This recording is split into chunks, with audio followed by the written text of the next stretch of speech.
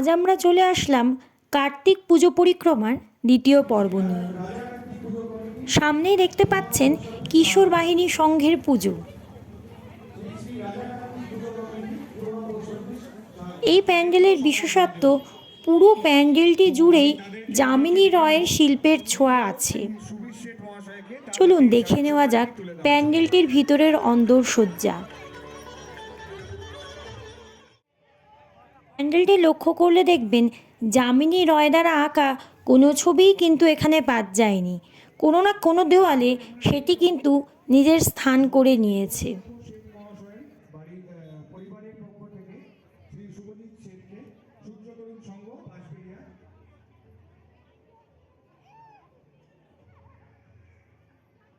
আমি অনুরোধ করব শ্রী স্বপন বিকাশ চক্রবর্তী মহাশয়কে শ্রী উদয় শঙ্কর শেঠ মহাশয়ের যে সম্মানটি সেটি তুলে দেওয়ার জন্য।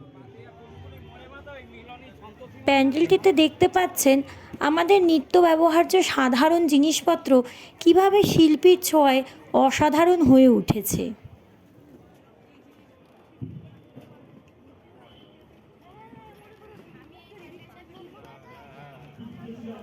এই প্যান্ডেলে পূজিত হয়েছে শিবের আরেক অবতার নটরাজ রূপটি।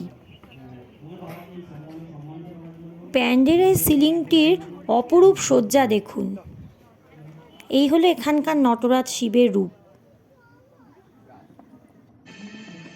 এবারে পৌঁছে গেলাম সূর্য তরুণ সংঘে। এখানে এটি কিন্তু কাঠের কার্তিক ঠাকুর, পুরোটাই কাঠ দিয়ে তৈরি হয়েছে।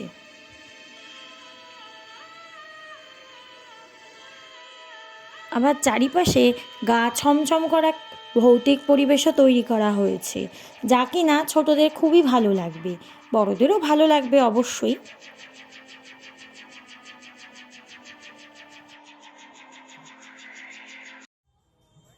এবারে পৌঁছে গেলাম মিলনী সংঘের পুজোতে।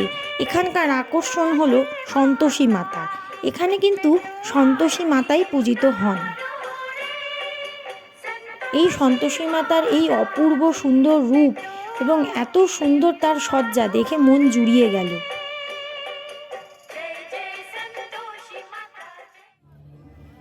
হাঁটতে হাঁটতে পৌঁছে গেলাম কুণ্ডুগলির পুজোতে। এটি খুব অনবদ্য।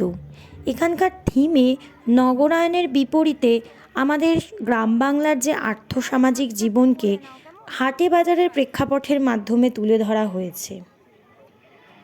চলুন দেখে নেওয়া যাক এই অত্যন্ত সুন্দর থিমটি।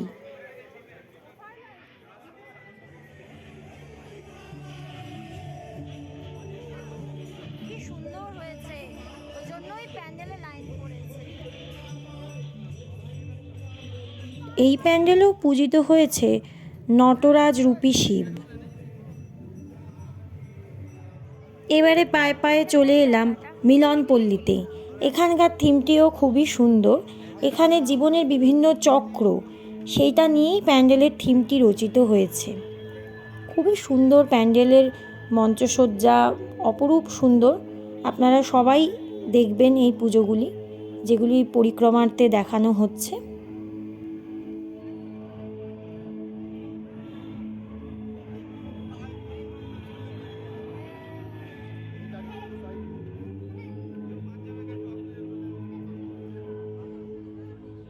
দূর যেতে এই প্যান্ডেলটি একটি মাঠে হয়েছিল এবং প্যান্ডেলটি অত্যন্ত সুউচ্চ ছিল। এটি বাঁশবেড়িয়ার বল খেলার মাঠে অনুষ্ঠিত হয়েছিল। এখানে বিশাল বড় মহাদেব শিব ছিলেন।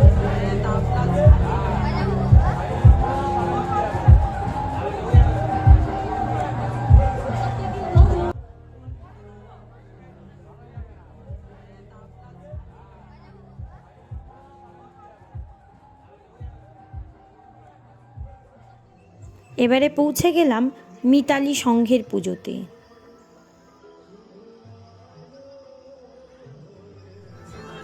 এখানে থিমটি ছিল পাখিরালয়।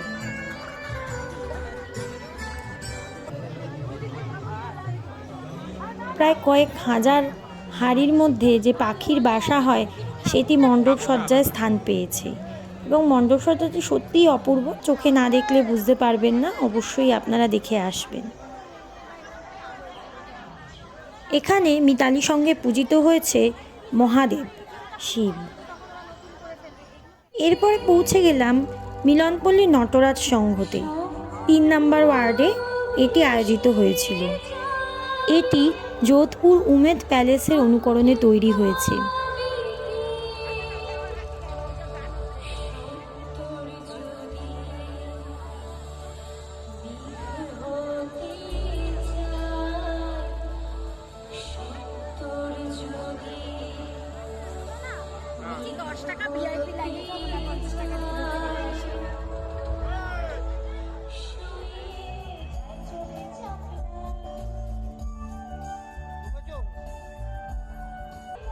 দেখে নিন এর ভিতরের অন্দরসজ্জা। এখানে অনেক রকম দেবদেবী পূজিত হয়েছে।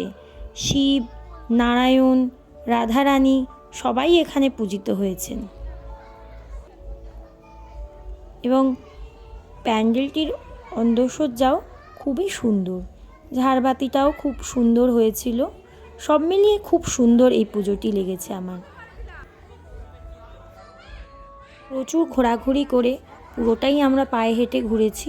তো এখানে যেরকম ভিড় হয় সেখানে পায়ে হেঁটে ঘোরা বা বাইক নিয়ে আসা ছাড়া আপনাদের কোনো উপায় নেই, কারণ বড় গাড়ি নো এন্ট্রি হয়ে যায়। প্রচুর ঘোরাঘুরি করে পায়ে ব্যথা হয়ে গেছে, সেই দরুন আমরা আর আজকে ভিডিও করতে পারলাম না। বাঁশবেড়িয়াতে প্রচুর পুজো হয়, আপনারা কিন্তু একদিন দুদিনেও দেখে শেষ করতে পারবেন না। এবছর না আসতে পারলেও এর পরের বার থেকে আপনারা অবশ্যই কার্তিক পূজায় বাঁশবেড়িয়াতে আসবেন। আপনাদের সুবিধার জন্য আমি কমিউনিটি পোস্টে একটি পুজো পরিক্রমার রোডম্যাপ দিয়ে দিলাম। পরবর্তী পুজোতে সেটি দেখে আপনারা পুরো বাঁশবেড়িয়ার ঠাকুর দেখতে পারবেন। আমাদের বাঙালির 12 মাসে 13 পার্বণ, তাই খুব তাড়াতাড়ি আপনাদের সঙ্গে নেক্সট কোনো উৎসব নিয়ে দেখা হয়ে যাবে। তাই আসি আজ, নমস্কার সবাইকে।